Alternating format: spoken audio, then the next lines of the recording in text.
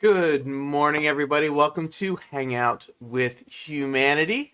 I guess good morning for the people in the US. If you're in the UK, good afternoon. And if you're in Australia, good evening. Hope everyone's having a good day. So my plans for today were that after last week and everything that I had to set up and then clean up, I wanted something simple today. So I thought I'd go with something on paper.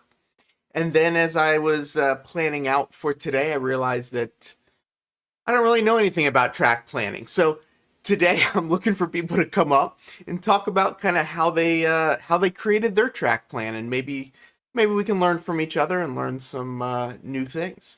So before we get into that, I'm just laughing at some of the comments coming through. Let's check in and see how people are doing. We have Andy Ambrose coming in from the UK. Catnuts, Southern Yankee Railroad is in the house. Tim from CP368 Productions is here. Mr. David Atkins, welcome so much to the channel. Or to the stream. I guess you've been on the channel. Anyway, Digger Evans, Model Railway. I saw you're waiting to see what sort of comedy occurs today, and hopefully there won't be too much, but we'll see what happens. Dwight Curley, welcome. Tyler from Lackawanna Rail Fan, welcome. Thanks for joining. Melvin Fackler, how you doing this morning? We have Mike from Crossed Anchors in the house. Mike, shouldn't you be working? Pete Clark is here as well. Roy Eltham with an L.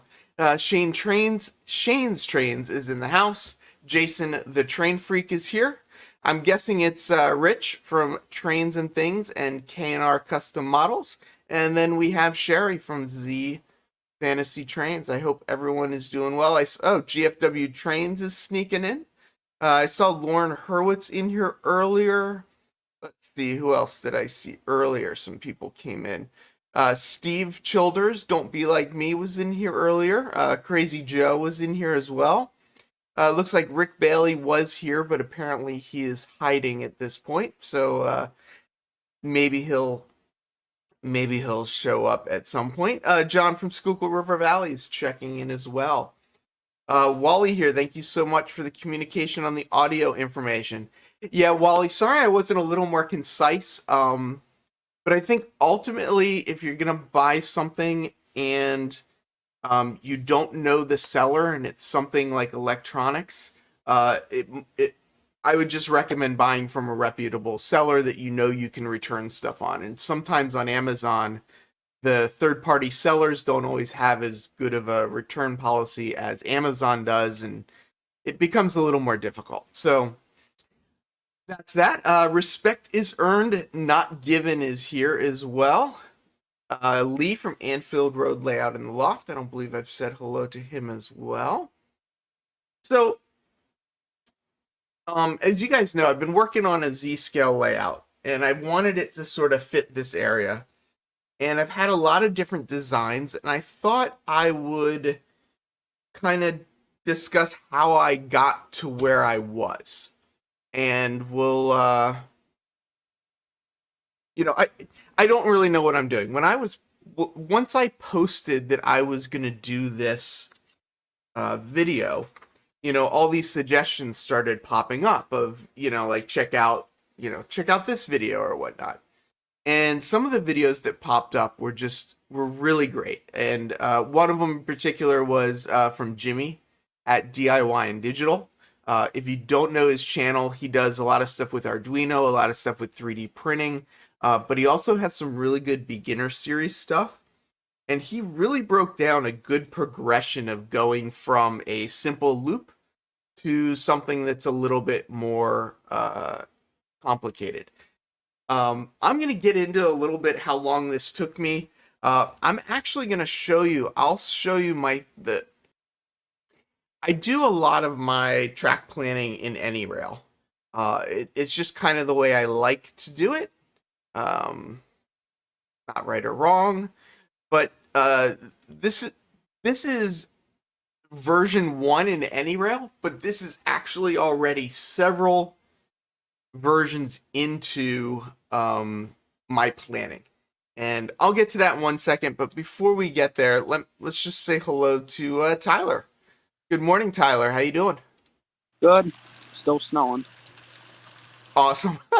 Yeah, I noticed it snowing here as well. But you gotta do what you gotta do, right? Yeah. The train freak says that answer means longer than 3 hours, which will take 3 hours to explain, which is probably true. And my chat just disconnected, so we'll see if we can't get that back as well. But yeah, Tyler, how did you come up with your track plan? Was it like well thought out, or was it kind of you just sort of made it up as you went along? I made it up. Like I put in this spur siding.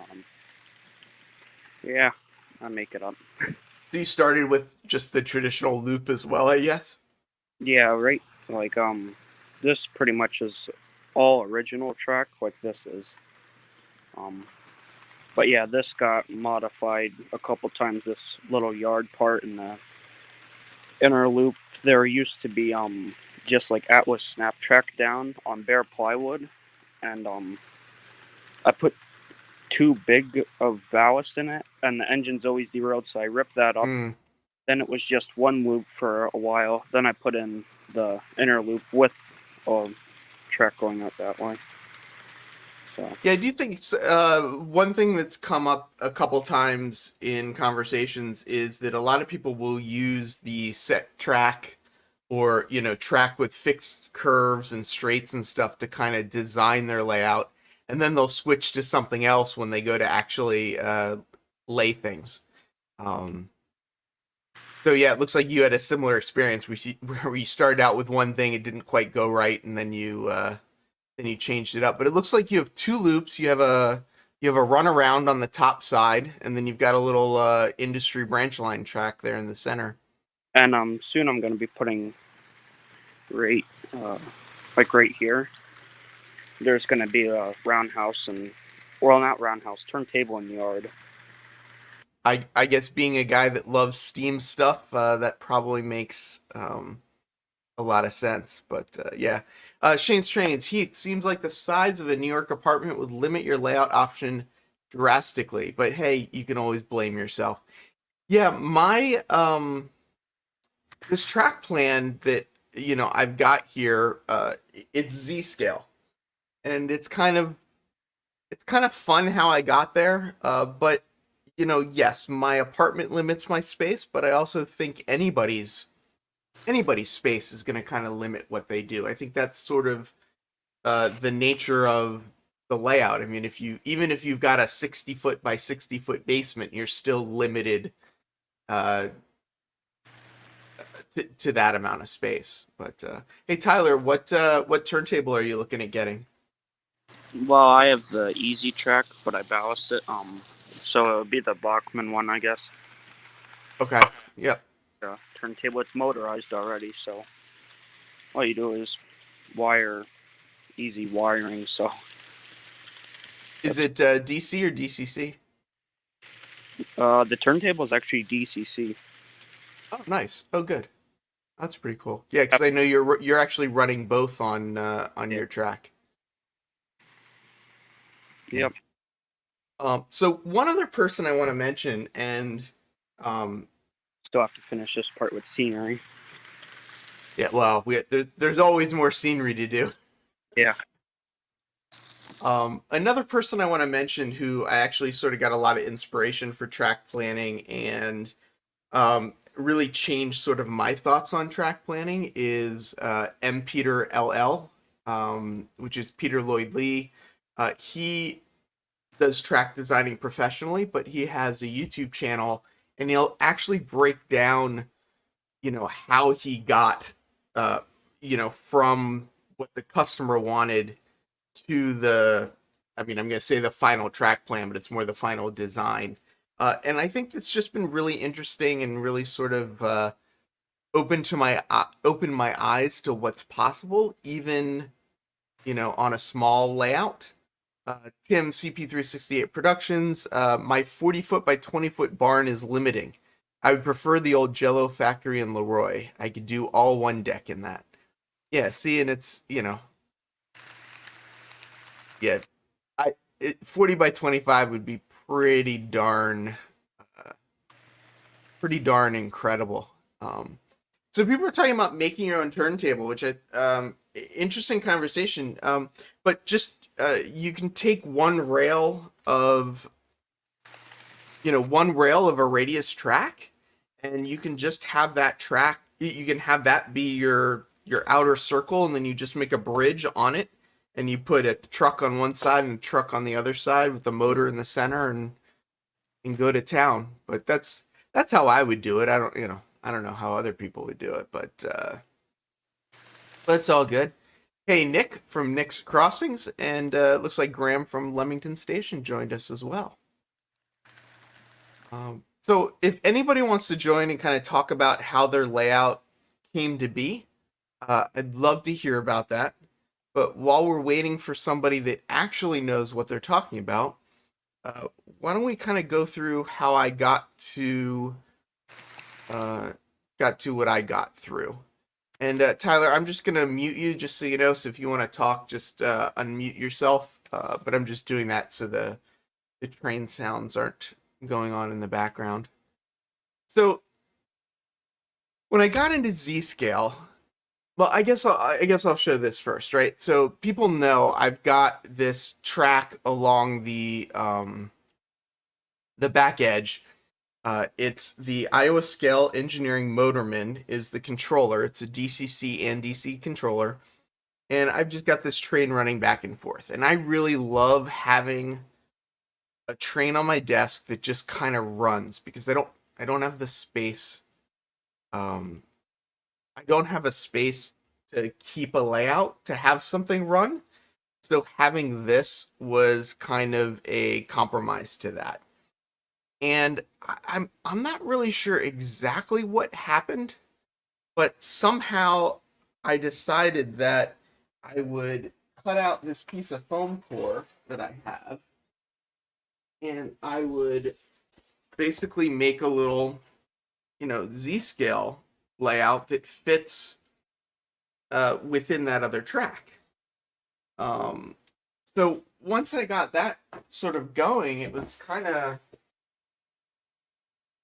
like how do I then make it a little more interesting? Because you know I started out with just an inner loop, right? So it wasn't even this shape when I started out. It was just this inner loop, and I liked running the trains. And then I was kind of like, how do I get a second loop in? So I bought a loop that was the outside. So the inner loop was 195 millimeter radius track, and then the outer loop was 220 radius track. And then I said to myself, well, I've got this space you see within the trolley track, so why not kind of expand it to fit that space? And that's eventually kind of how I got to this layout here. And I'm going to try and just make it a little bigger. Let's see if there's a little bigger. So I kind of came up with this shape, and then I kind of said, well, let's connect them together. And instead of getting a double crossover, which was an option, the track that I'm using for Z-Scale is Rokuhan, and Rokuhan makes a passing siding kit. So it comes with a right and a left, two, curves that basically just create, just a little passing siding. Let's see. Hey, RDA N scale. Just saying howdy. From a turntable, I like the Kato, how it looks. Yeah, the Kato is really nice for N scale. Does Kato make an HO scale as well? But I do know that one is that one's really awesome. Yeah, Tim, if a 200 foot by 150 foot would be pretty awesome, I would have to say. Yeah, so I kind of got to this shape here, and I said, okay, so I bought two of those crossing sidings so that I could have, it could cross over and cross back. And I thought I liked this layout, but there were two things that I didn't like about the layout, and that's that the two tracks ran parallel the entire way around. And I liked that I could run two trains. I liked that I had a single siding, but I didn't like that the trains basically just mimicked each other, all the way around. So I wanted to change that, and I got that a little bit from Peter Lloyd Lee. He talks about not having your track, line up just against the edge of the table, which due to my size, it's gonna line up along the edge of the table. But just the running the track, exactly next to each other just makes it not as interesting. So, Nick from Nick's Crossings, how you doing, sir? Hey, doing all right. Can you guys hear me? We can. I was to Yeah, say, I got you for a second, and then your video dropped out, but then it looks like it came back. I switched cameras real quick. So, Got but I was you. say Master Yoda says size matters not. So, Yeah, exactly. I mean, as long as you're doing something and staying busy, I mean, that's all that matters. Yeah, right. It's all about what you can kind of get in the space, right, and make it interesting and enjoy it. And you actually have a kind of interesting layout because if I understand correctly, your sort of upper, let's say, bridge or elevated level Hmm. doesn't connect to your lower level. That's correct. They're It two does independent not. tracks. Um, Basically, I got this design because I heard you speaking before about telling us where you got the layout design from. Um, Basically, over time, I kind of upgraded this. Here, I'll show you guys on the webcam. Um, So my dad's layout when we were growing up as kids at the old house had two rails below with two 031 loops and then a 72 turn just like behind my switch there. So you can kind of fit more in. So his layout was all ground scale. And then when we were at the older house back in the day, we had a mountain with something similar. So I kind of incorporated both of those. Now, were any of the pieces on your layout from that old layout that you repurposed, or did you just take the ideas of that and then build that into your layout? Yes. So when I moved out on my own, he basically gave me free reign. He's like, take whatever you want, but he had his collection off the side. He had his grandfather's pre-war stuff, and then some models that were his that he bought with his first job working at a sub shop. back in the 70s. So most of this stuff is mine, but I think, let's see, turn you guys around here. The station here, I'll move her back. There we go. So the MTH station, not the platform, that was his. The storefront between the two, well, between the gas station and the toy store, that was his of recent. I think that's pretty much it. The rest of it I acquired. Oh yeah, and the diner up top. I got to figure out what to do with that. So That's great. My Life Tracks actually makes a very pertinent but also sort of a funny comment. He said you shouldn't design a track plan ever. Just make scenery in the space you have, then yep, survey that scenery to know the best place to lay track. That would be the most realistic for modeling. Um, it's very true. It's kind of yep, funny in a sense. That's also one thing that this initial design that I came up with doesn't really allow for any scenery between the two loops of track. And that was also one thing that I really wanted to change. So having the, one crossing on the bottom and one crossing on the top meant that the two tracks basically had to run parallel. So there were, kind of a bunch of different issues with that sort of setup. And that was, a big part of kind of getting to the next layout. Part of it too. Oh, I just realized every time I click it, apparently it's going to open a whole new instance of AnyRail, and that is not what I wanted it to do. So let's go back here and try this again a different way. if anyone checks out even my layout update number 1 and 2, there's like my first YouTube videos ever. This looks nothing like it. I actually had things in other places, like my freight shed. That was shoved actually on this side. My switch was over here for that little siding. It's just how it works. I mean, that's how this hobby is. Yep, yep, no, absolutely. Um, And real quick, I just want to say hello to Otis. Otis, my dad bought the book. It's available in the UK and it's coming over here. And hopefully, I should have it before my birthday in March. But Otis and I have been talking a little bit about Mel Bose's Terrain Essentials book. He's not a model railroader, but the guy does really great terrain tutorials. He's on YouTube and he just put out a book, so I'm very excited to be getting that book. So along with sort of the track planning, I guess that's kind of, we sort of joke around or whatever about, the different sort of setups and stuff. But so what I kind of started doing is, and why I like AnyRail is I just sort of start throwing track in and then I just start kind of moving things around. And so that's version 2. And I'll just tell you the version we're getting to is 26. Um, but so here, similar design.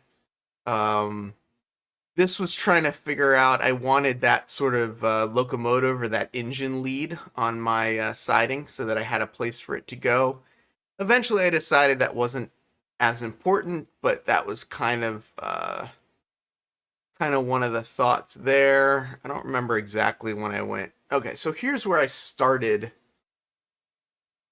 kind of diverging from a completely lined up layout plan, and I started. I moved both the sort of. It's now kind of a runaround on the outer track. The outer track has a runaround. It's also a crossover to the inner track. I've got one siding, and then I started playing with creating space between the two inner loops. I thought this was funny. I like how everything is so organized. Man, it's hard, but I try. I try. Uh, Artie N. Scale, having done nothing with my layout for over a week, what's wrong with me? Well, that's the other reason I'm trying to do these these hangouts. Let's inspire each other. What is the next step that you have to do on your layout? What's the piece that you're procrastinating about? I was doing this the other day. That's a cool little fire. Yeah, it's like a campfire we're gonna have. This is gonna be woods. I have the campers here, and there's gonna be campers in the woods, and I have a fire that flickers. That looks Where'd you get awesome. the fire from? Well, it's not real fire. No, I know, but I mean, like, did you get the little kit from somebody, or did you make it yourself with like an Arduino and some LEDs Yeah, and stuff? EB Tech. Okay, yep. Yeah, he sent it to me the other day. I still Oh, have that's awesome. both videos, but yeah, I got it working. Even Oh, that's really awesome. 3D printed a box for the switch. It turns it on and off. You 3D printed that box? Yeah, this. Oh, that's cool. I didn't know you had a 3D printer. That's No, awesome. he did that. Oh, he did it for you. Gotcha. Yeah, Robert says he's waiting for microengineering to start manufacturing turnouts again. Yeah, that is always a problem, is getting stuff. Tim says he's not procrastinating. It's too cold upstairs to start the modular layout, and the barn isn't ready yet. I guess that's the other reason why I love, I love designing this stuff on paper. It's because, uh, I have some of this track already. I don't have all of this track. So I'm able to play with and see, like, you can see there's two 110 millimeter and 155 millimeter kind of in that top section. And like I kind of figured out, okay, that's what fits inside of my trolley track. So I kind of know, I kind of know a little bit what my limitations are. Separating the back and the front, I wanted to be able to get like some sort of background or some sort of tunnel between these so that one of the trains would kind of disappear and then come back out. I'm also, I really like passenger stuff, so most of my stuff is gonna be passenger, and because of that, I wanted to have, where possible, put sort of these straight sections within the curve to kind of be able to run, I guess, longer trains. Typical box car is 40 to 50 feet. A typical passenger car is like 80 feet. So, having tight corners definitely was not gonna work for me. So let's kind of. Light. I'm sorry. Go ahead. This is the light. There's a red LED and a yellow LED, and they look like this that I put in there. Oh, nice. But Mm. I think I'm gonna head. I gotta go clean some snow. Oh, okay, Tyler. Yeah, have I'll see you later. a nice day. Have a great day. Thanks for stopping by. Yeah, so this layout, this version, I started playing with the idea of having an actual runaround as well. Um, I was trying to sort of see, like, did I want to add something into that space? And like My Life's Track said earlier, I wanted to find a nice balance between, having space for scenery, but also still being able to run a decent amount of trains. Tim, CP368 Productions, all but one piece of my plans are drawn. The one that I did with software, I changed it almost completely on paper.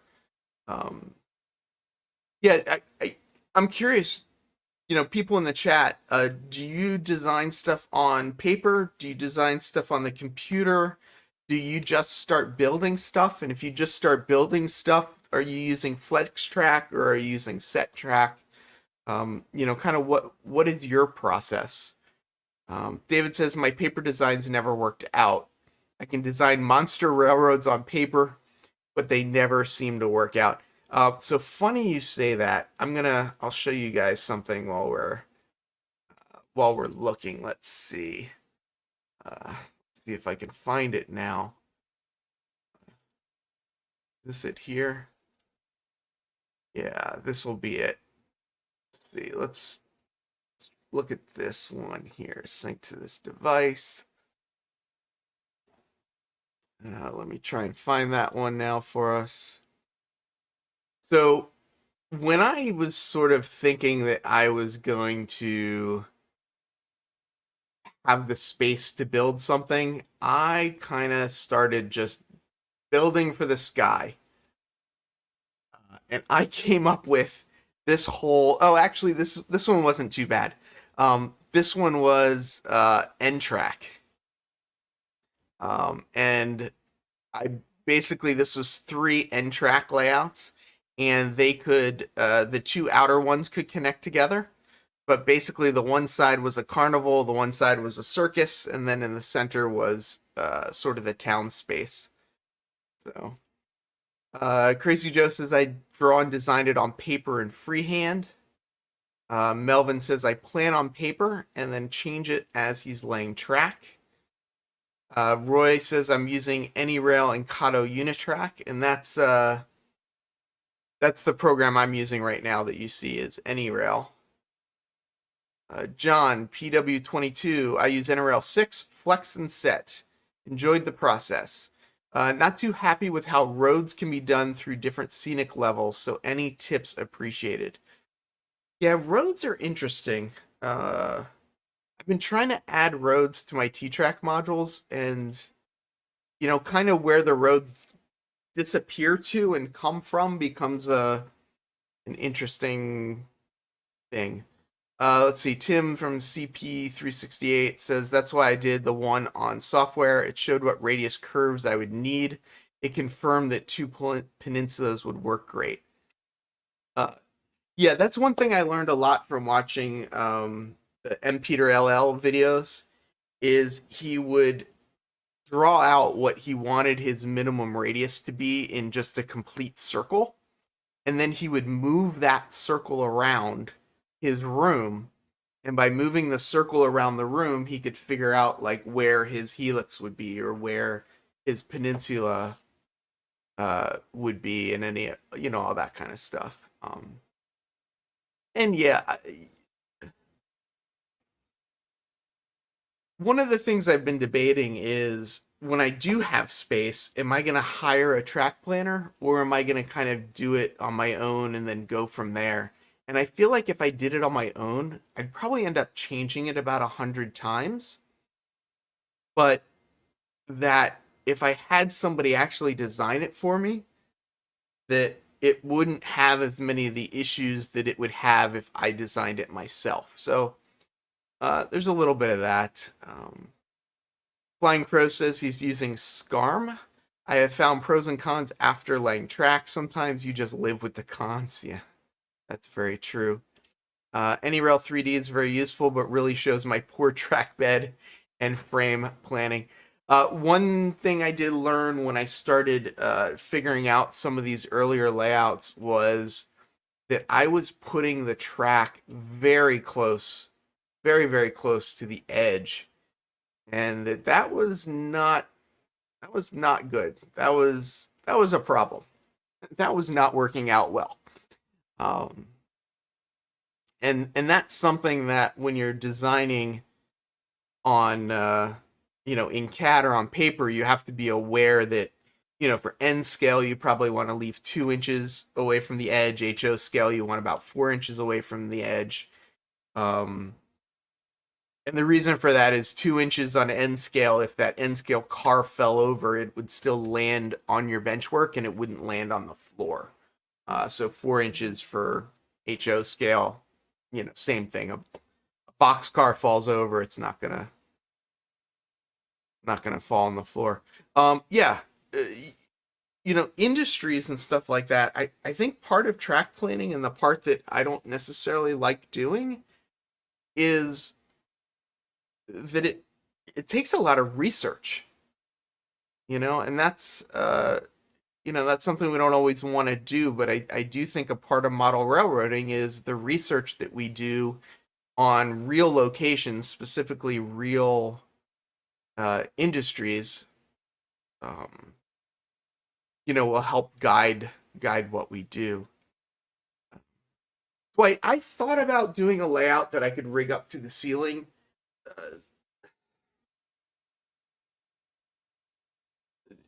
For various reasons, unfortunately, that isn't going to work out. But yeah, I did think about that.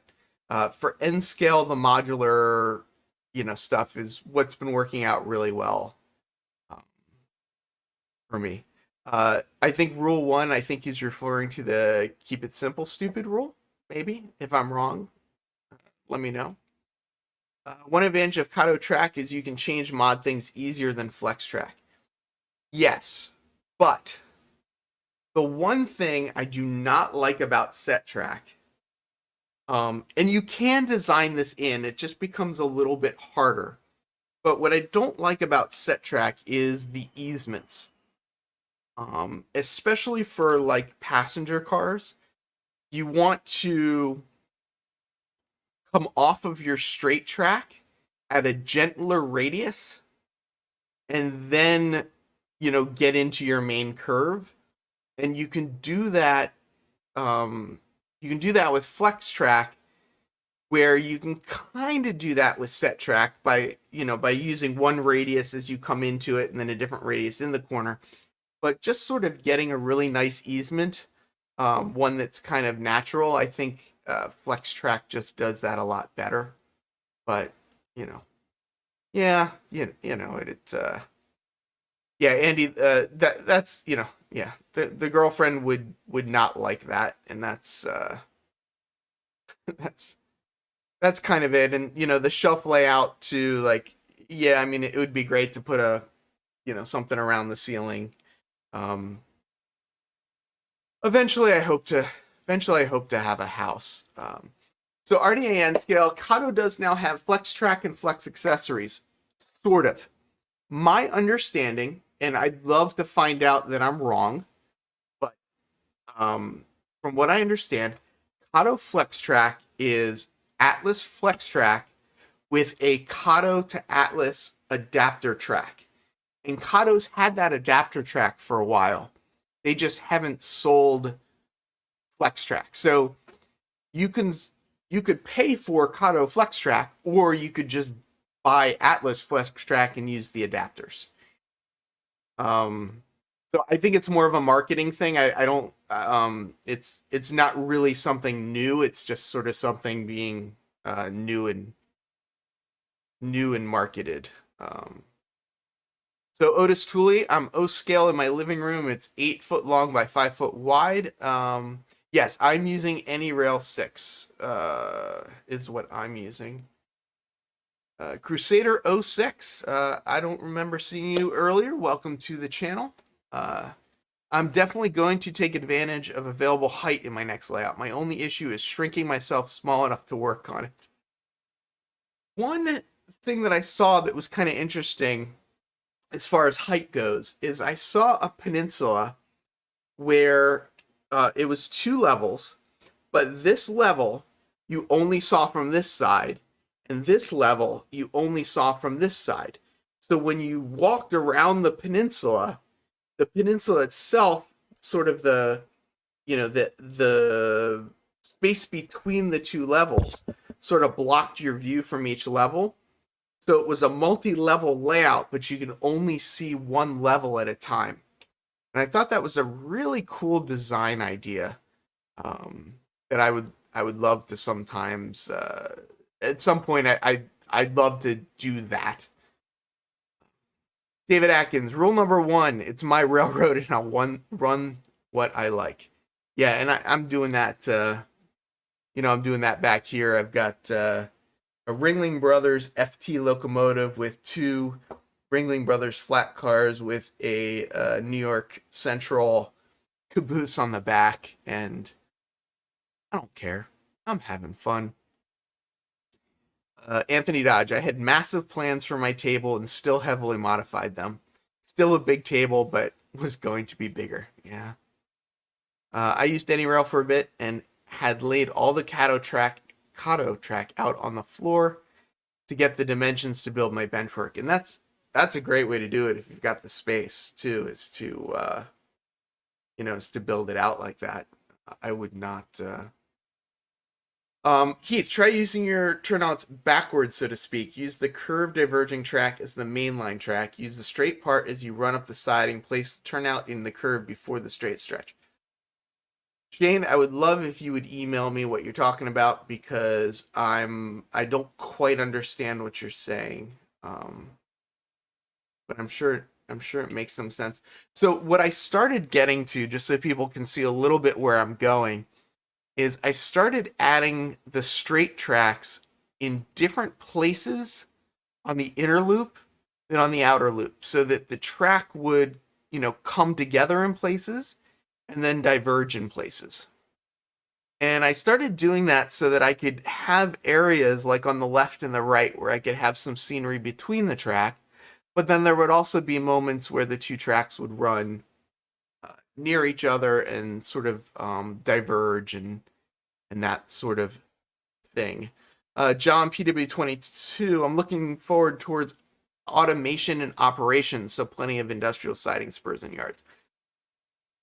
I'm a huge fan of block detection. On my t-trak modules, every module is its own block. And I'm doing that for automation reasons. I'm doing that for automation reasons. So like a train goes by and, it triggers something that happens. I don't really have the space for that for the Z-scale. And I don't really want to get into Z-scale DCC for various reasons. But yeah. Flying Crow, I found printing your plan at 1-to-1 really helps, especially laying the curves. Absolutely. Could not agree more. I actually got a pounce wheel, which is what pattern makers use when making clothing. And I got transfer paper. It's like that blue stuff that you get all over your hands. But I would print it out full scale. I would lay the transfer paper under it, and then I would use the pounce wheel to go over it so that it would transfer the marks onto the surface. And I really like that. But yeah, I used AnyRail, but did find it a couple small but important issues for marking the track. AnyRail 6 has gotten better, and as they integrate more and more track products, commercial tracks, it definitely helps. There we go. Somebody knows what I'm talking about. Carbon paper. That's exactly it. I got a pack of carbon paper off Amazon, and I used that to transfer the design using I used a pounce wheel, and then I also used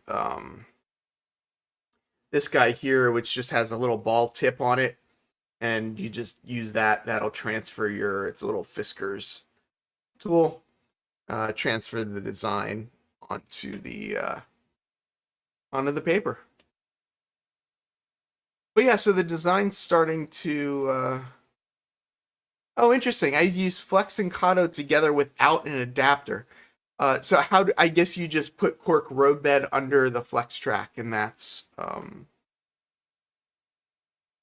what you do to, I guess, line it up. But yeah, I mean, there's nothing special about the rails on Kato track. It's just that it's at a different height. So I think it's just that the transitions Kato sold helps you with that height difference. So I remember carbon paper where you would put it in the little machine and you would have to, like crank the machine to make the copies. And I used to have to go to the office with the thing and yeah. Anyway. RDA and Skill, if I don't move soon, hence move soon, I'm going to build a yard on my north end of my layout and put in the turnout and about 5 sidings tracks. And that is something that's kind of the reason. So here I just have one siding, and I did kind of want, oh, there we go, mimeograph machine. But they used carbon paper, right? Or am I crazy? Well, don't answer that. I know the answer to that. Hey, Vinny, thanks for stopping by. Andy Ambrose, I cannot be too young. I'm in the NMRA.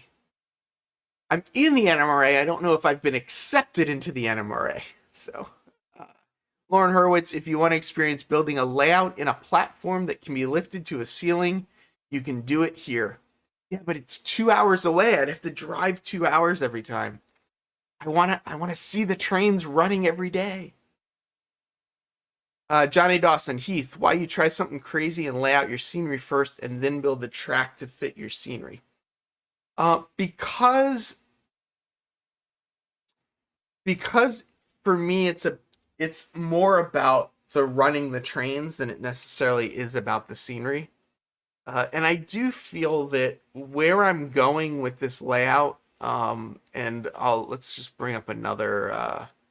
So this is version 17. Let's go to like version 23. So I feel like once I got to this point, I'm getting a little bit more towards what I want to see. I've got some space between the tracks at various points. It's not always running right up against each other. I've got the two sidings where I could. So my reason for the two sidings is that I love circus stuff. And that's a good point. My Life's Tracks, did they use alcohol-based ink in those machines and not carbon paper? Maybe. Andy Ambrose says, Groucho Marx says, I wouldn't want to be a member of any club that would want me. But yeah, so when I started getting to this point in the design, the reason for these sidings is I'm really into circus. As you can tell, the train on my table right now, circus stuff. So the idea is that I want passenger trains running around the outside, and I want the circus trains on the sidings on the inside. So I wanted space around the sidings on the inside for things like the circus tents and the circus sort of world. So it's not really for industries, it's more for the circus stuff. And then I wanted to be able to run passenger trains around the outside. So for me, it really is, I hate to say it, it's more, there you go. I refuse to be a member of any club who would admit a person like me. Yeah, I was paraphrasing. I wasn't an English major. I can't remember all that stuff. But, so, I like that nothing is running against each other. It's not, except for where it crosses here and except for along the back. And I'll show you in a second what I'm doing in the back to help make that a little bit more interesting. But for what I want to do, this gives me enough space for scenery. Why are people saying Anfield sorry? I don't know what just happened. Anyway. Crazy Joe, you sound like my dad, Heath. He never had a layout. He just laid tracks so he could run trains. My mom got me into making the beautiful scenery. Yeah, so I definitely want to put scenery on my layouts. And you can see that, I've done the t-trak stuff. I'm working on the Walthers NMRBO stuff. So I definitely want to do scenery, but I also really love having run-bys, or doing run-bys. That's a big part of it for my enjoyment of the hobby is, being able to run the trains. So let's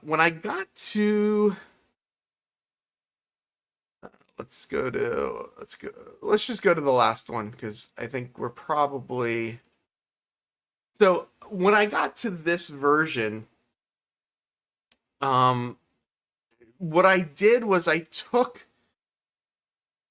AnyRail 6 has some structures and stuff like that. Vinny, I agree. My dad's who got me into trains. It was kind of, the O-scale track and the clickety-clack of the track running around in the basement. That's that's kind of what it's kind of what I enjoyed about them. So it's still a big, you know, still a big part of it. Uh, yes, Ditto machines. That's what I remember them being called. So my dad's saying that he'll let me build the layout in his house, which is about 2 hours away, and he'll just send me videos of it running, which that's no. Buzz Minnow. Eventually, you will want to do more operations, so yards and sidings are a must. And I agree. For my Z-scale layout, that's why I'm doing these two sidings so that I do have somewhere to put trains, and that is why I have the runaround so that I can get stuff from one track to the other. So I could have just left it as two ovals, but I do want to, explore some operation with the Z scale. This is also Z scale, and TSG Multimedia has a video of a Z scale club that's got very, very elaborate Z scale layouts that are very impressive. I'm not quite there yet. I don't really have the space yet. I will definitely get into operations more when I have the space for a bigger layout. What I'm doing now is a lot of learning, I guess you can say. I'm learning what scenery I like to build. I'm learning what trains I like to run. So Joe, it's not here. It's in the closet. I haven't forgot about it. I will still be building that mountain. The mountain with the stream, with the pond at the bottom. It's 100% still happening.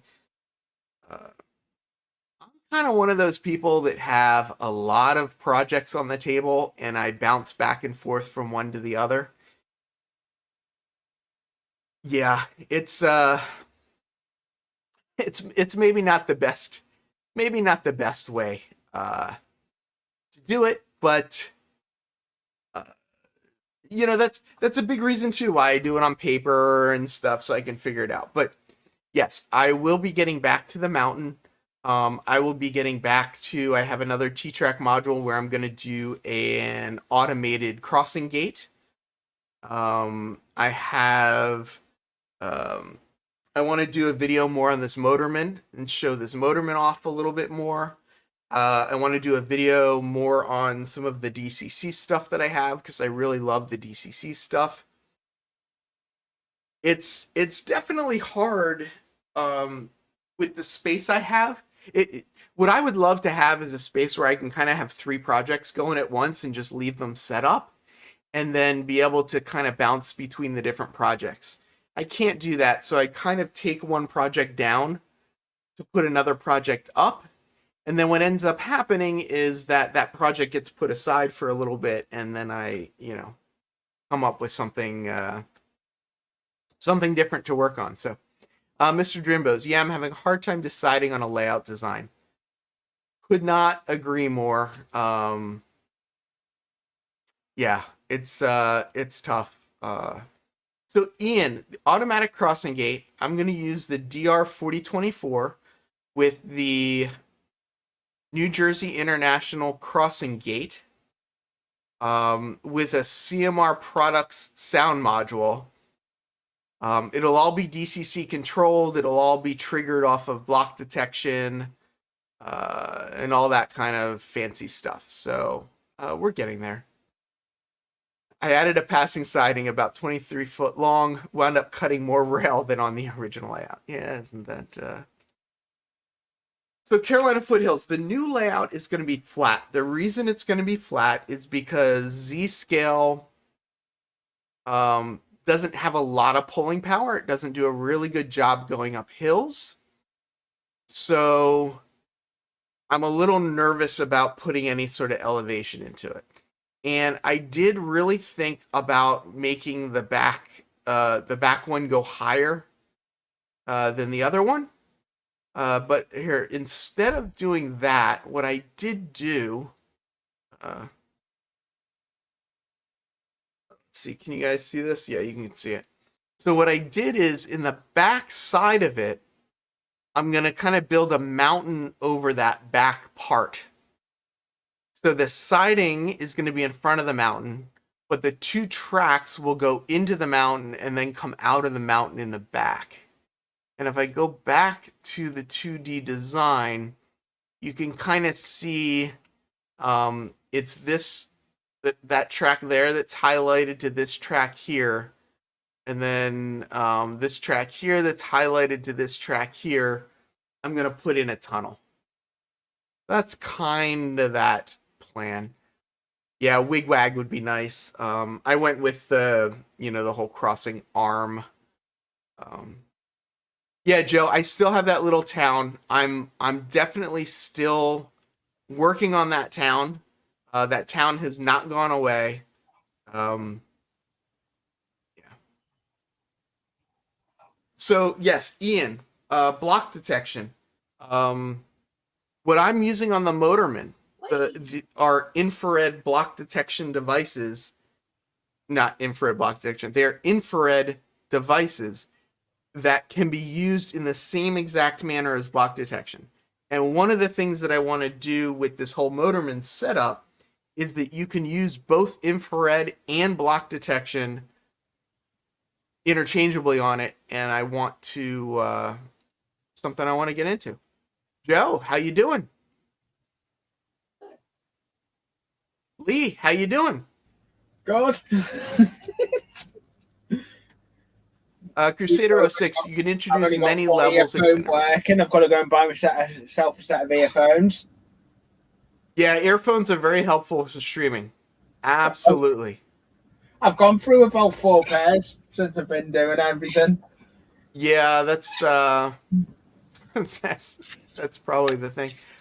Anyone that's doing track planning too, that like wants ideas, if you're on YouTube, throw a video up on YouTube and like come into one of my chats, or just people love talking about this kind of stuff.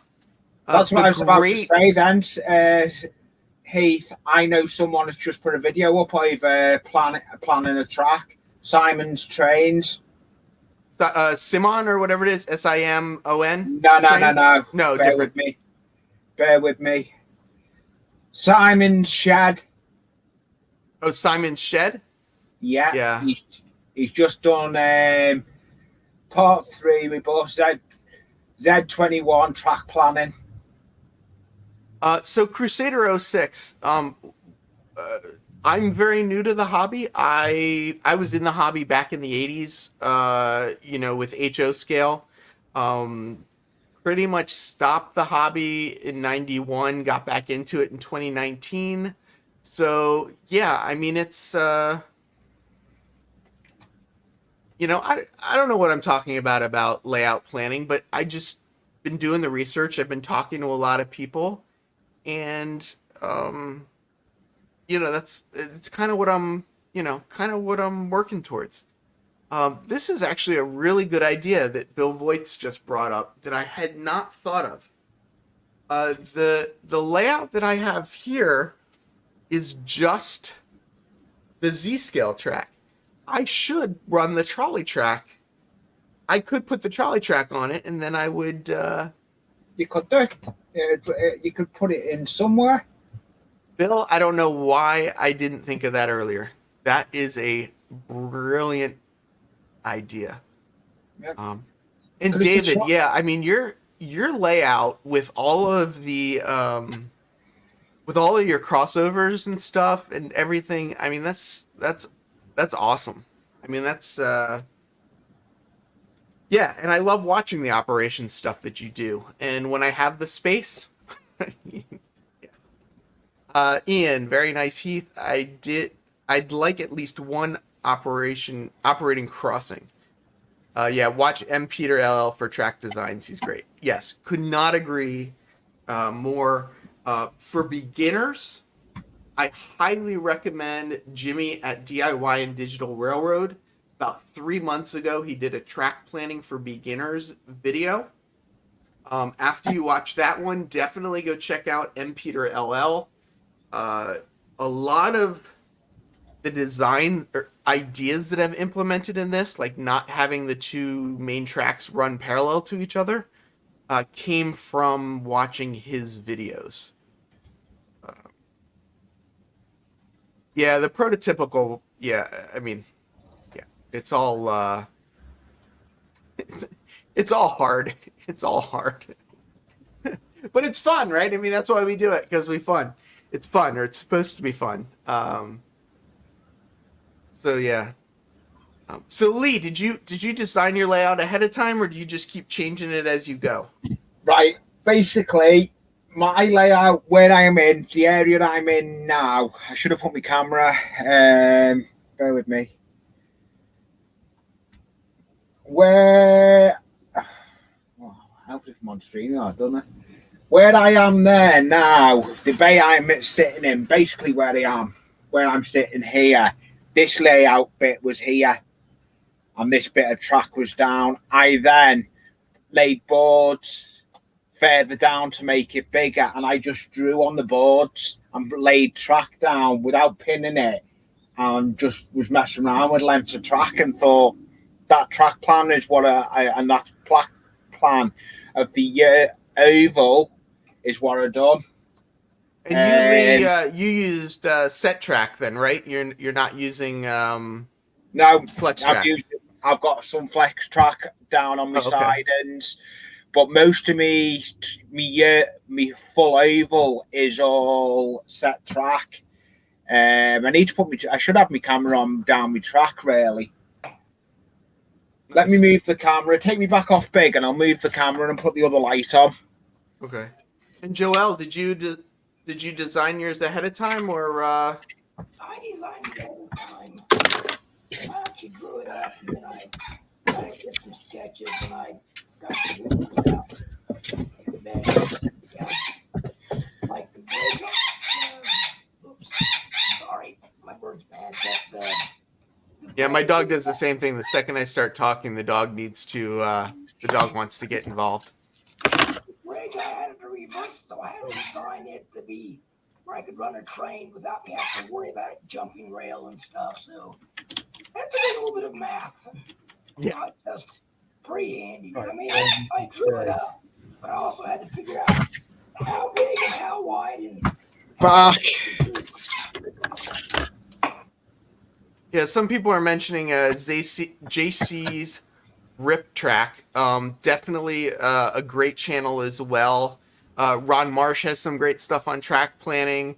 The other one, it's like RC Grab Bag, I think it is. And he's doing a build right now. He's on part 6 of the build, I believe it is. Oh yeah, here we go. RC Grab Bag. Amazing. He built a layout room above his garage when he built out his garage, and wow, I mean it's incredible. Hey Tim, what's FLN? Is that the name of your layout? But yeah, so you know this is kind of where I'm going with the N scale. My dog doesn't call like a bird, but my dog brings me a ball and starts whining at me when she wants to play. Leslie, does this mean that you got all your stuff worked out with your house and everything? You're ready to move?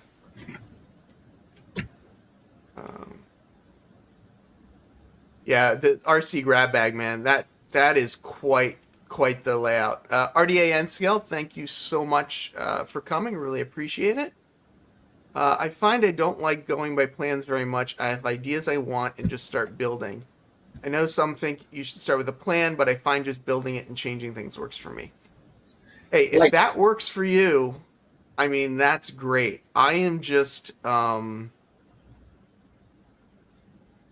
as people pointed out earlier, I'm probably a little OCD, and it helps me get my mind together. And allows me to be a little bit more creative by designing it first, either in the computer or on paper. Because then I can do. I mean, I can do. This is this version you're looking at right now is version 26, and I wouldn't have gotten there if I didn't. I wouldn't be there if I didn't do that.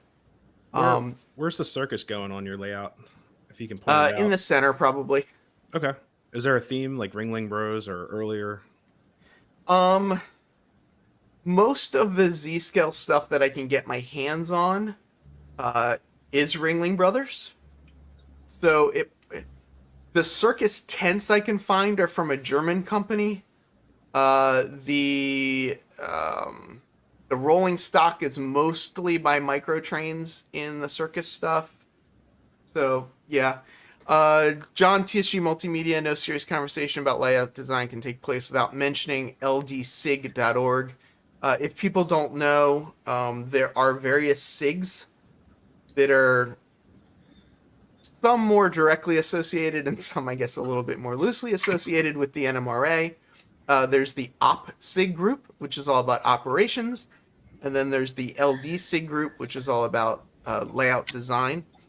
I actually don't know. I've never talked to any of the LD-SIG design guys. I'm going to guess that they're more prototypical. But, oh yeah, the layout design one that you did. That's right. The discussion panel was from those guys. And if I remember correctly, it's mostly prototypical and operations based type of stuff. So FLN is the freelance railroad I came up with to get industries that aren't in the area.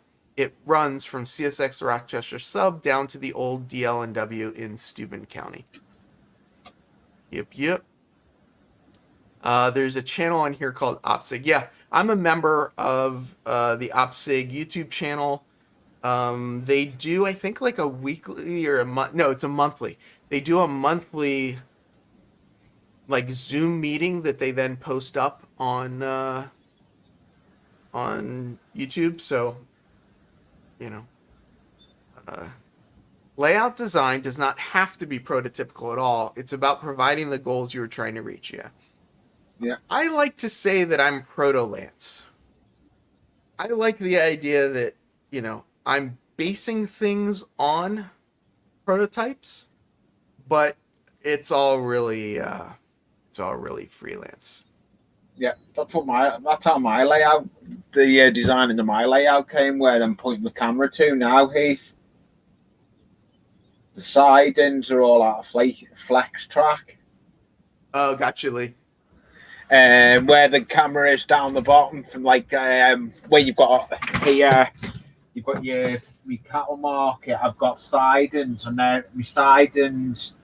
This one big siding's got two off it, and two little short ones. That's other than the points is all flex track, and that design came later last year. I had no sidings in it. I just had loops with no points in it. And over the other side, I've got the same. I've got a point in with a siding for going sheds. Yeah, one thing is for sure about layout design is like I just pulled out 4 books that I have sitting under my desk. Track planning for realistic operations, realistic layouts use the art of illusion to model like a pro. Applying lessons from the prototype and modeling cities and towns. There are these books. Now there's a ton of information online.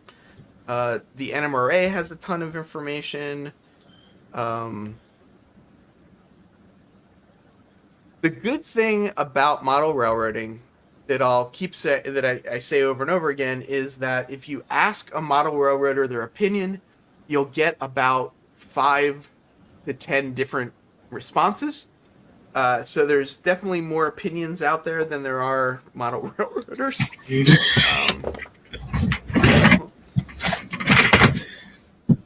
Z, I don't understand this comment at all. I don't either. It's got nothing to do with that. No, it's not. That's true, Z. You whatever you do with your layout is good. My friend Byron, who is the editor for the Layout Design SIG Journal, that's the LD6 periodical, has designed a layout in Middle Earth. How prototypical do you figure that was? Oh, that's pretty cool. I didn't realize they got that out there, or that freelance, I guess. I actually have a viewer that's designing a English town, but it's going to be like a fantasy type thing. It's going to be pretty cool. Yeah, and speaking of that, Jenny Kirk did the Blame Heath challenge that I showed on Sidetrack Sunday, and she talked about the TV show she was on. And on that TV show, they did some really cool layouts that were definitely like freelance, but were very intricate in some cases. But yeah, I like, again, I like saying Proto Lance because I feel like that lets you kind of get have the best of both worlds, and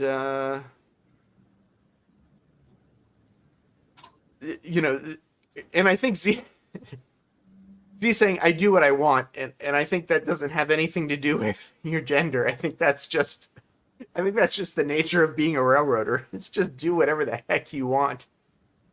Yeah. Yeah, Kieran J94, his layouts, freelance. Yeah, we all do what we want to a certain degree. Hey, John, come up here and talk about layouts. You can talk about your layout design that you're planning for when you have layout space. Let's see. It's all about designing something that meets your goals. There's no wrong way to enjoy your hobby. I agree. Well, I guess if it involved torturing other people, that might... Yeah, John. As long as we're not torturing people, all good. Nathan DeLay has abandoned that subway station in a marsh area. Oh, that's funny. I'm trying to look prototypical, but in my own way. There we go. That's the name of it. The Great Model Railway Challenge. You can find some of the episodes online. There's a lot of the episodes are on YouTube. Yeah, I think it's worth seeing. If nothing else, just to see people model that quickly, I think is sort of fun. Hey Z, I'm gonna remember this the next time you try and come visit. I just want to show you this. This is Crazy Joe's track level. He's got a good layout, Crazy Joe, and some of the stuff he does for the layout is unbelievable. That looks awesome. Is that narrow gauge? Yeah. Awesome. It's narrow. It's O gauge on narrow gauge. I know that because he comes into my scratch build series a lot. Keith, you want to come up and explain it, or you want to? You're gonna say you're gonna explain it in the chat. I like prototypical but spanning errors for stock variety. Yeah,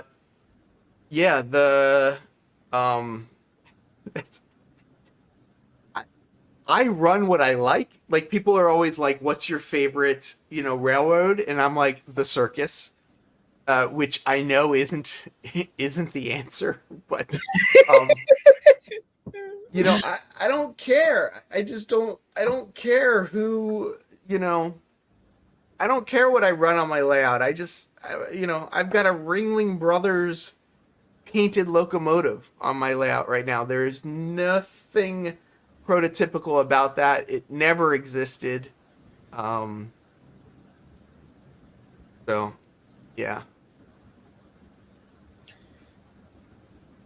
Leslie, he's saying that looks awesome, Joe. Tim from CP368, I can just imagine what someone from Ontario County would say about me having a model steel mill set in their wine country. I'd be thrown out of the state. Andy says he runs an ICE train on his Milwaukee-based layout.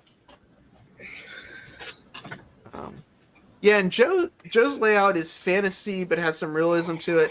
I think you talked about one time being like, I don't want to say steampunk, but it's kind of steampunk-esque.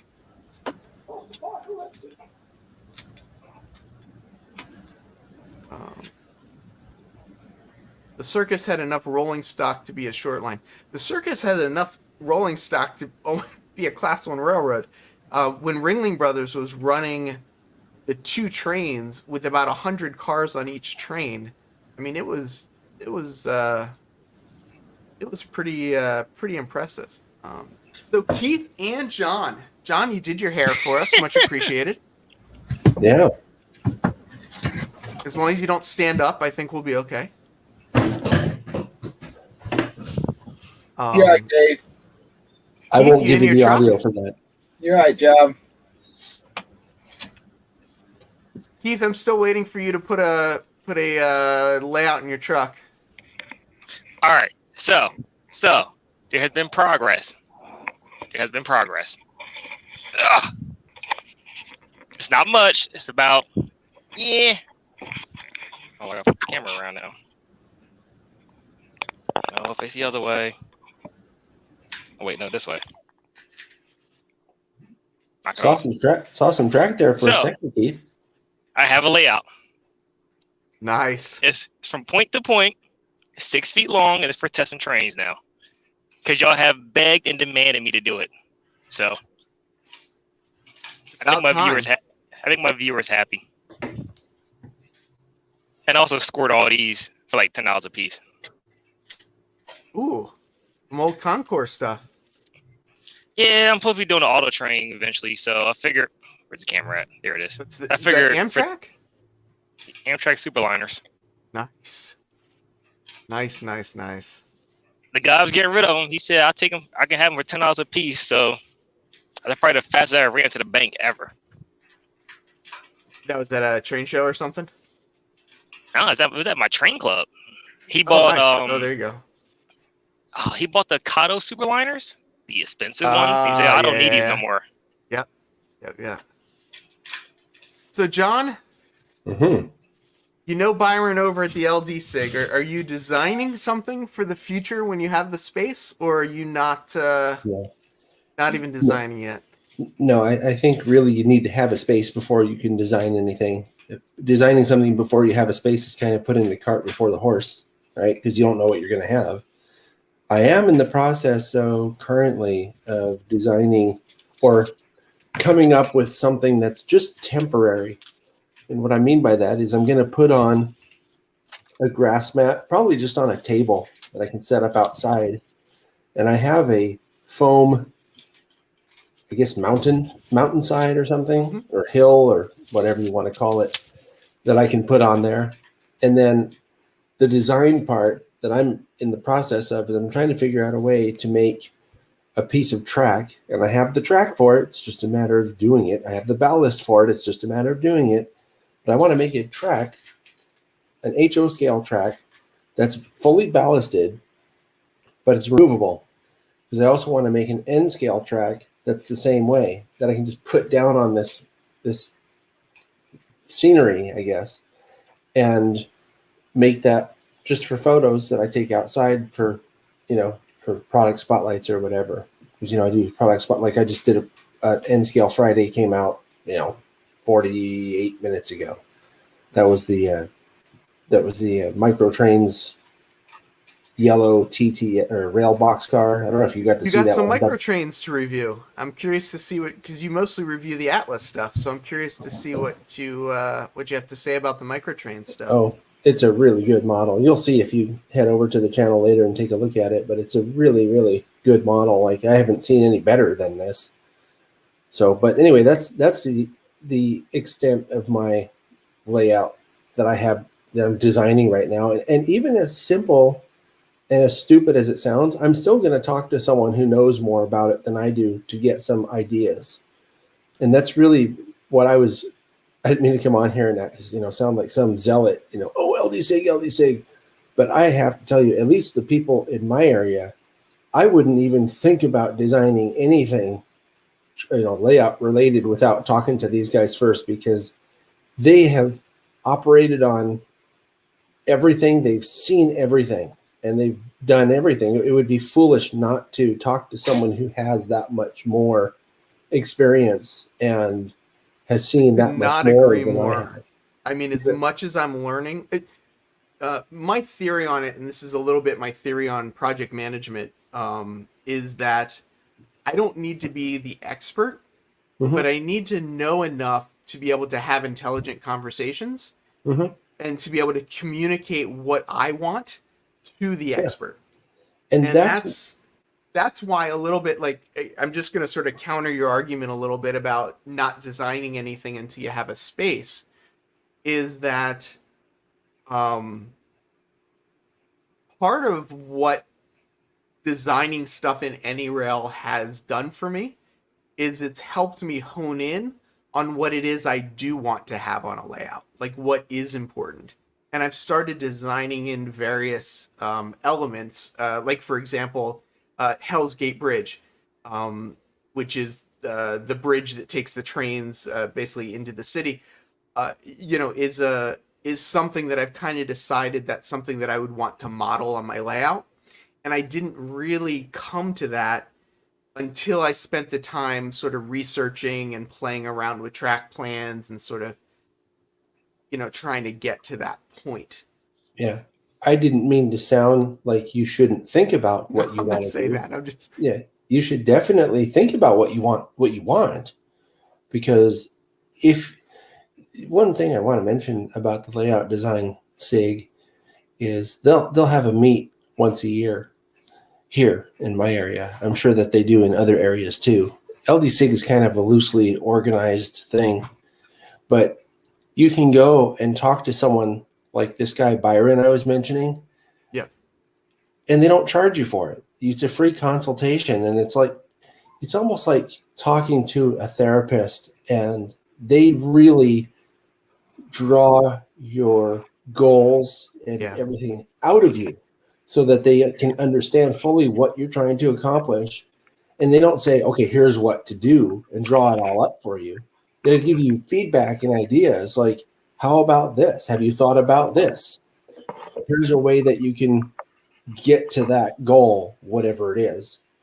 So it's not like they just regurgitate. It's not like the human layout design plan machine where you put in a quarter and they give you back a layout design, but they Well, do and help along you those understand. lines is I'm sure the LD SIG has checklists as well. And I'll just mention, like we've mentioned M. Peter LL. I'll also mention, I think his name's Bill Cabernis, the track planner. Okay. If you go to his website, he has a checklist on it that you can download for free. And like you're talking about, like there are things that I would never even think of including in a layout that these guys would say, how could you even consider a layout without that? Because it's sort of so fundamental to, let's say operations or, whatever it is one of your goals might be for your layout. So I do Mhm. think it is important to reach out to people that know a lot more than you. And I know you weren't here in the beginning, but one of the things that I said was as I was setting up for this live stream and I uploaded my thumbnail, I sort of realized I had done it because I didn't want to set up a lot of stuff because last week I just had a ton of stuff set up and I had to take it down and do the whole thing. So I said, let me do something on paper this week. And then I realized, like, who am I to talk about, layout design and track planning? Like, I'm just sort of, this layout that I showed, like, I'm just making it up. I'm just having fun throwing stuff together. And you mentioned like a grass mat. I'll probably just throw a grass mat under this layout instead of, trying to do static grass and all that Mhm. sort of stuff. So, Do you know what matters though in the end, Heath? Is that if that's having what fun. if that's what you want, and that's going to give you the enjoyment from the hobby that you're after, you're not doing it wrong. There's nothing wrong with Yeah. that. Yeah, I'm Well, just I keep going back to this trolley train. Like, I love that I have a Ringling Brothers locomotive pulling two Ringling Brothers flat cars and a New York Central caboose. Like, just having that going back and forth on my desk, mhm. makes me happy. It's just, Yeah. it's just fun for me. If it put a smile on your face, you did it right. That's really the end goal, right? Is to enjoy what you're doing. Oh, and it gets frustrating at times. That's for darn sure. Yeah. But yeah, it's that's why I'm in the hobby. For the fun of it and for the community and all that stuff. Andy Ambrose, I think he's saying about the LD-SIG. They had a brilliant competition at the PCR LD-SIG Yeah, where you that's were the one. given a room drawing and a prototype and had to design a layout for it. Everyone came up with a different design. That's actually really awesome. Yeah, That's a really cool idea. that was the meet that they had most recently. It was 2 or 3 weeks ago. I was involved with that. I hosted basically, so the layout design or the SIG meet in my area is combined. It's for layout design and operations because generally people that are really hardcore into this stuff also love operations. That's just Yes. that's just the way it is, and they want to operate prototypically realistic or prototypical railroads, right? Model railroads. And part of the meet is that they also do layout tours and they do op sessions. Well, because we met virtually, we couldn't do layout tours and op sessions in person. So what they did was they posted links to, I think, 15 or 20 of the layout tour videos that I've done on YouTube, and basically said, okay, everybody, you can watch these, and that will be our virtual layout tours. And then on that Sunday, I hosted a panel discussion with, I think it was 9 of the layout owners who happen to be all friends of mine because I did the videos on their layouts. And people got to ask questions and they got to talk about their approaches to how they built their layouts, why they built their layouts the way they built them, and all these things that were really sort of informational. And it was a lot of fun, and I think I don't remember. I guess Andy must have been there, and I just don't remember. But yeah, that was a great time. Even doing it virtually was a great time, but doing it in person is even better. I am sort of curious now too. Like, Gordy is a great example, right? Gordy is in Scotland on a small island, and he's prototypically modeling an area in the U.S. Mm-hmm. And I think it's very interesting, or I guess I'm curious, people that are designing track plans now versus designing track plans 5 years ago, how much influence all the additional information having something like YouTube and being able to connect with people more readily all over the world has had on layout designs. Yeah, I'm sure social media has had a big influence because you can talk to people that live very far away, like you're talking about. But I think you'd have to go back more than 5 years because social media has been influencing the hobby for probably more like 15 years. Maybe not as much in the beginning, but you can certainly find people in the UK or even down under modeling Western US railroads, people who have never even been to the US. And there are books and there are people and there are layouts on YouTube that you can look at. There are magazines, there are organizations like LD-SIG that have their periodical. Yep. So I think that it is a good point, though, that social media has definitely impacted model railroading. Actually, technology, and you could look at that as being technology influencing model railroading because social media is technology in action. I'm going to have a panel discussion. I think it's a week from this Sunday. Let me check my calendar. Yeah, a week from this Sunday, I'm doing a panel discussion that's about technology and model railroading on Sunday. Oh, nice. Yeah, so you'll probably enjoy that one. It's funny, we're talking about a lot of the same stuff, and I think they're interesting topics. I mean, to add on to that, so I'm building a set of modules for Trenton train station. It's about 15 feet long, but because I drive for a living now, I can never get to that station no more. I mean, it's my hometown station, and I can't get to it no more. But because of pretty much people rail fanning, people taking pictures of trains coming through, I have an arsenal of pictures now to build everything from the platforms to the overheads to the station itself. So I will say probably the last 6 years is the reason why I could probably do something like that, because everybody's posting stuff online now about it. Everybody's sharing their hobbies in different ways. Yeah, I mean, there's this series online called Chasing Trains. I don't know if you've heard of it, John. But like it's a great way to see prototypical trains and be influenced by that side of it. I actually have a video coming out at 4:15 or something today. John, please do not watch it. I don't know if you got my email earlier today, but it's kind of my version of rail fanning in New York City. So it's really interesting. You know, I walk out my door, I don't really see trains, but you go under the street and there's trains everywhere. So it's, you know, the subways, it's Penn Station, it's the new Moynihan Train Hall, it's Grand Central Station. And people in other areas, you know, don't get to see that really. But even though it's not a great, I shouldn't keep saying, I have some production issues with the video because I'm a perfectionist and it doesn't perfect.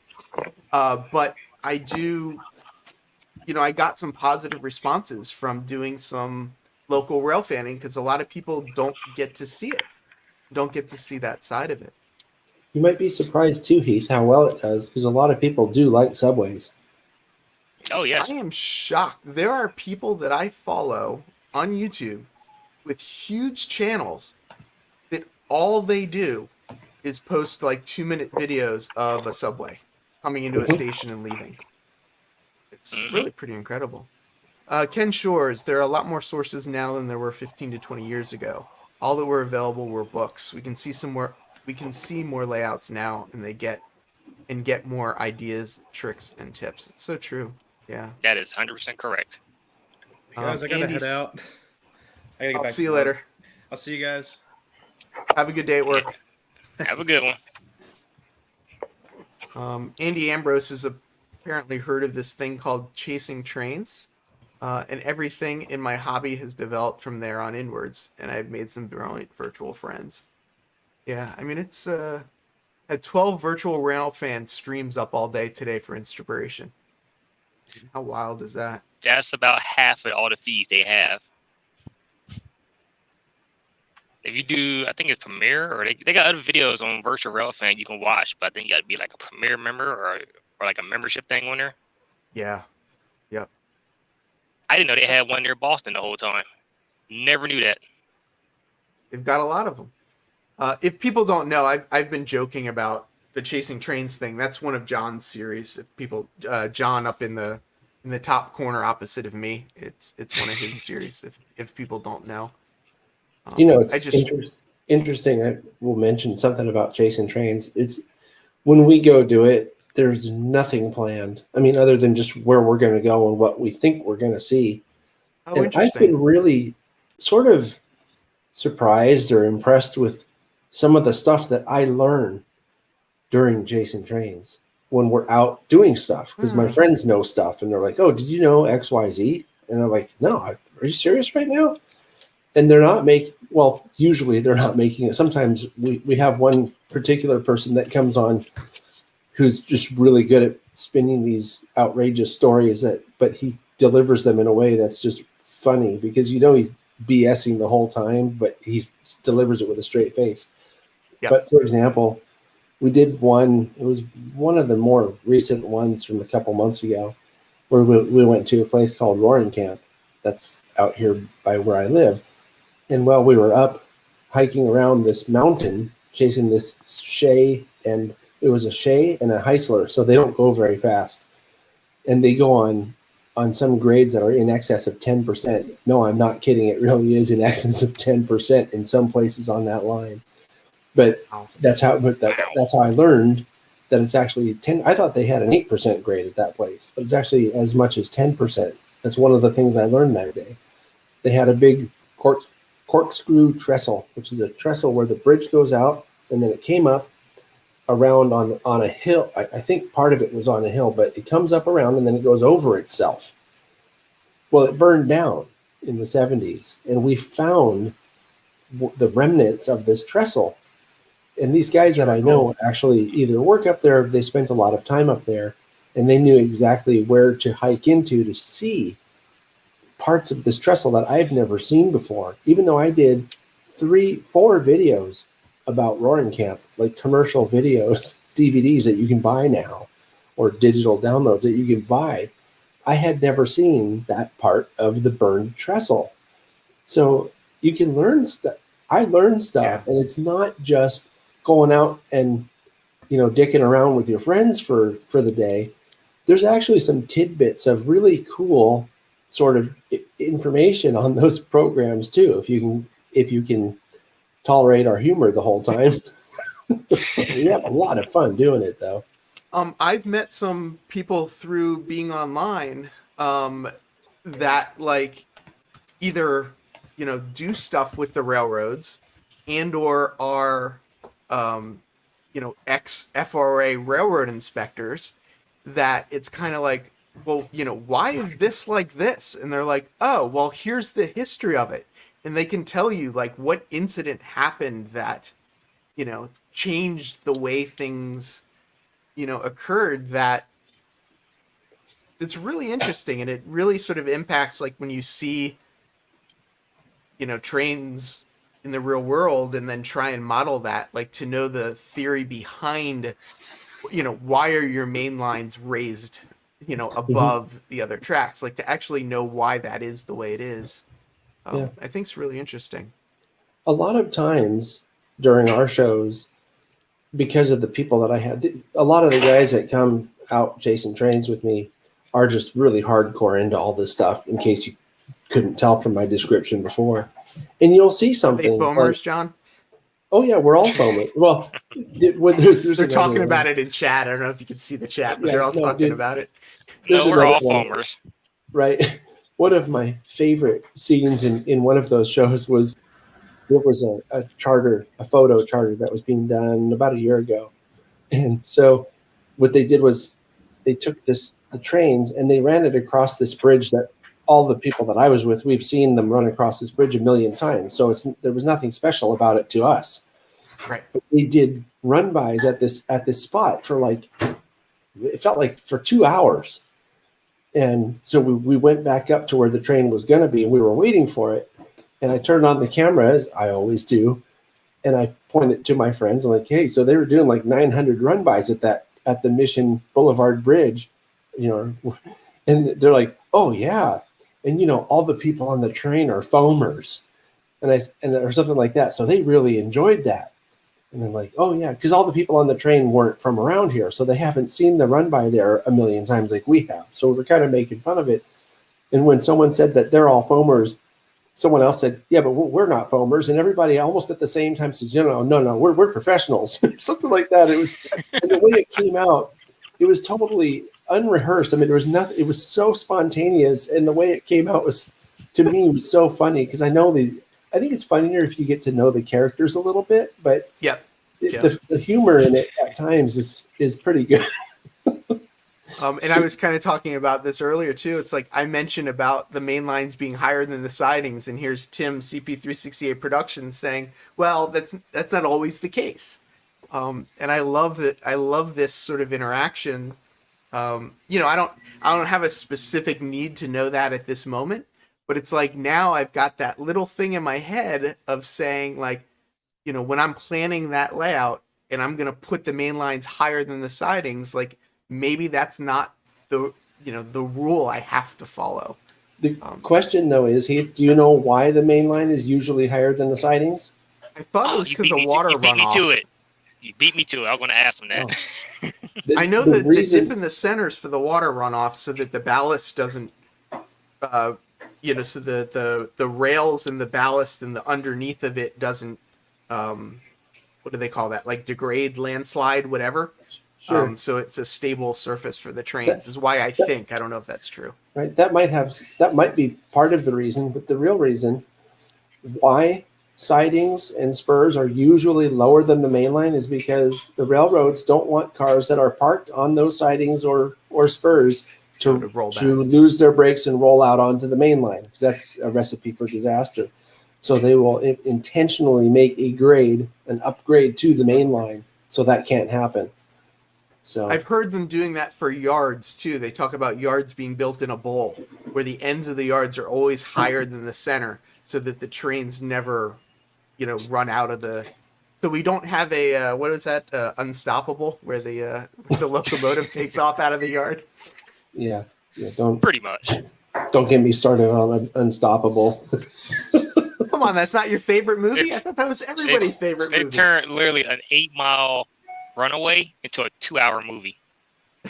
Yeah, I watched that, and especially there was that one part where it was going through that city on the raised bridge, and it's going sideways and sparking, and I was like, "Oh, come on!" That had to be the dumbest thing I've ever seen. They had to spice it up just a little bit. But when you're on a roller coaster going around a corner, that's just what it's like. Oh yeah, it sparks too, and the one wheel comes up. You're doing a Dukes of Hazzard around the corner. Yeah, that was really Oh, good. yeah. My favorite show right now is Snowpiercer. They took the movie and they made I think it's TNT or something. Did you say Snowpiercer? Yeah, exactly. Snowpiercer? Snowpiercer. Oh, Piercer. I think it said You not Snowpiercer. know- I'm like, what? No, Don't eat yellow snow- snow is the subtitle for it? Snowpiercer.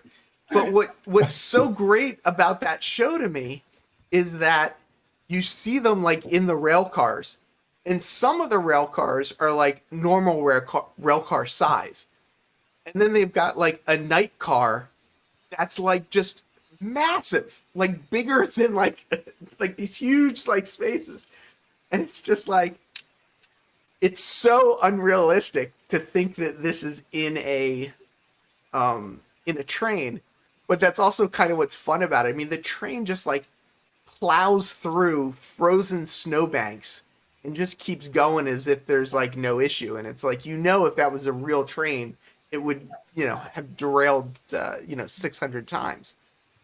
Does the Snowpiercer train ever get stopped at a siding while the maintenance of way crew fixes the track so they can do all that amazing stuff? Funny you say that because in the second season of the TV show, we learn a little something about I don't want to give it away too much, but there's a second train that shows up in the show that changes the whole course of the TV series. Brings in new characters. The whole thing.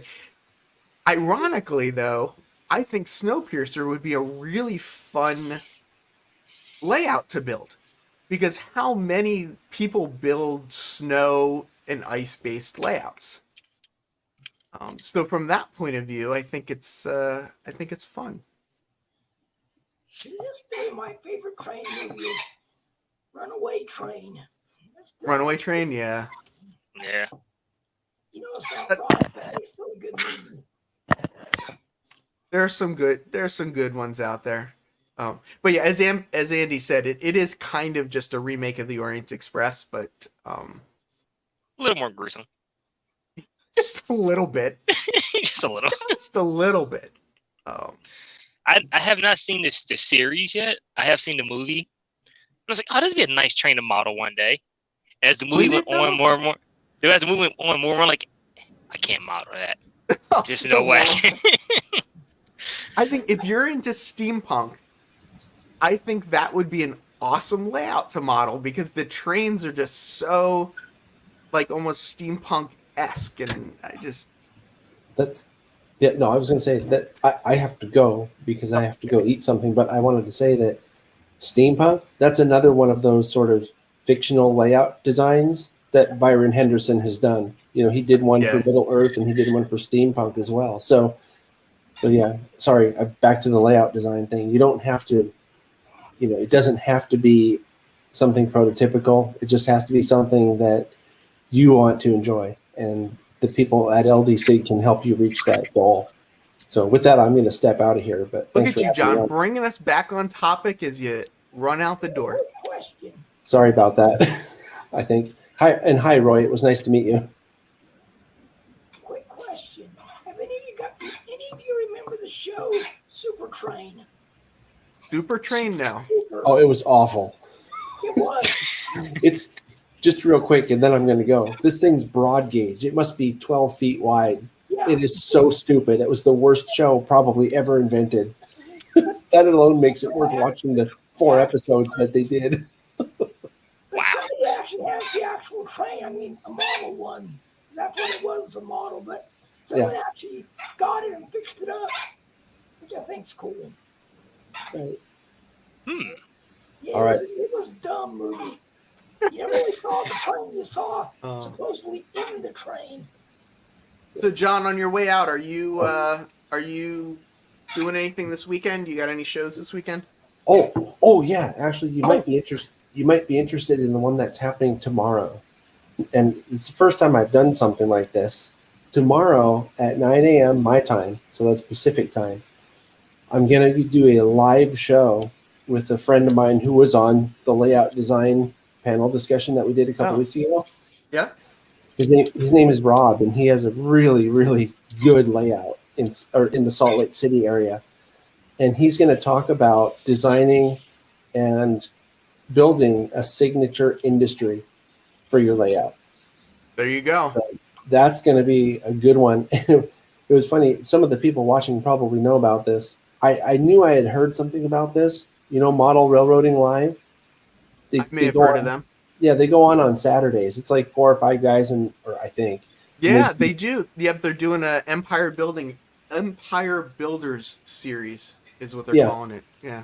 So, I thought I had heard about them before, and I announced this thing about Saturday when I did my live show with Michelle Kempema on Wednesday. We do a live. Well, it's going to be a regular thing now because Michelle said that she'd like to do it every month. On the third Wednesday of the month, which is normally Sparky 107's thing, on Wednesdays at 4 p.m. my time, that's 7 your time, we're going to go live and do a talk show where people can call in and talk to her or talk to me or ask us questions, and we'll have topics. And we're kind of developing the show. It should be really interesting, though, and really fun.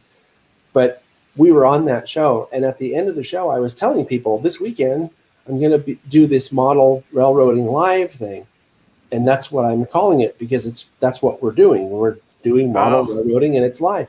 Yeah. And I got an email from one of the Model Railroading Live guys saying, "Hey, that's the name that we're using." Yeah. And it's like I thought I had heard it before, but I don't have time to watch everybody's stuff, so I couldn't remember. And I'm like, oh shoot, that's right. Like, I don't want to step on anybody's toes or anything, so I changed it to Live Model Railroading. So that's what it's going to be called. Yeah, and it's going to be on at 9 a.m. And the cool thing that we're planning to do with that is we're not going to take video calls, like what you're doing here, but we are going to have the live chat running on the side where people can ask questions, and then Rob can answer the questions. Because Rob is one of these guys. He's been a model railroader for 40 or 50 years, and he's a very, very talented model railroader. And to get some insight from someone like that is definitely, I think, a benefit for people who want to watch. So that's what we're doing this weekend. Awesome. Well, thank you for coming, and have a great afternoon. If I can convince my girlfriend to let me watch it, I will be there. Yeah, if you can, you can always watch it on the replay too, and still get some good information and good inspiration. That's what it's supposed to be about, is to get people inspired to do something. And that's what today was about too, is inspiring people to think about layout planning in a different way. And, cool. Yeah, absolutely. So thanks for being here. Appreciate it. Yep. Thanks for having me. And I'll talk to you later. Awesome. Have a good one. I'm actually going to start probably wrapping this up as well, because it's 1:18, and I usually try to end around 1 o'clock ish. Why don't we start with Joe? Joe, you got anything going on that you want to tell people about? Nope. I'm gonna do a live stream tonight, but I'm just gonna get more of this done. Awesome. That's it for me. Awesome. Lee, anything going on for you? Yes, I've got my live stream on Sunday. You know what time that's at in the U.S.? It's like noon or something? 12. I think it's 12 noon, right, for us? Eastern Standard Time. Yep. Awesome. Keith, what's going on with you? Well, I have a video I'm going to put together, and I'm mad it happened after the Blame Heath live stream. Hey, you can still post it, though. You can still post it. We're all looking forward to it. So, long story short, I put all my pasture cars together, and as I'm recording like a different scene of it, something happens. And you can hear my voice, it's like fade off, like, yeah, okay. great. So it's like a four. It's like a four. It's like a 4-minute video, but besides that, it's snowing, so I can't even get back to none of the layouts. Yeah, there you go. There you go. So awesome. I'm going to drop you guys down. I'm just going to tell people about a couple extra little things going on in my world. But thanks so much for being here, and we'll catch you guys next week. I do just want to acknowledge Otis's comment here too. It's actually an interesting idea that I forgot about. Is you could just put something between these two sidings across it, and then you kind of have two separate worlds going on. So I thought that was a good comment to throw in at the end. But thanks everyone so much for being here. I am going to be on next for Modeling Monday on Monday night. So if people can join that, that would be awesome. Monday night at 6 p.m. Eastern. Lot of different stuff going on. Vinny's on tonight. I've got a video coming out at 4:15 Eastern tonight on basically some New York City rail fanning. Just, lots and lots of different things going on. Northlands trip coming up March 13th. Save the date. I'm hoping Keith will be able to be there, who's just in the chat with us. And I know Dackman Productions is going to be there. Nick from Nick's Trains is also going to try and make it as well. So with all that, have a fantastic afternoon and enjoy planning your next model railroad layout.